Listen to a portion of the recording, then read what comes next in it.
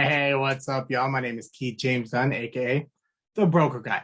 So, thank you for checking out my first 10 steps there on how to build out your own lead capture website. Hopefully, you enjoyed it. I'm going to continue on showing you how to share this and how to lead generate now. So, first thing we want to show you is how to build out your social media sharing. So, what you want to do is go to your Bluehost site. As always, click into your site, click into the Edit Site Builder, and then that will bring you here. Go into settings.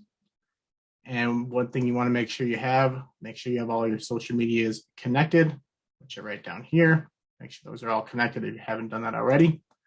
But what you want to do is go to My Sites. Logo, make sure your logo's there. Make sure it's right there too. And then SEO is where you want to be. So this is going to show on social media. All you do is upload right here, upload that image. As you can see, I've already done that. And then you can click on apply. Now you can go to, for example, Facebook. Right here, I already have it queued up. Type in the website, and it's going to populate right here with this nice little picture.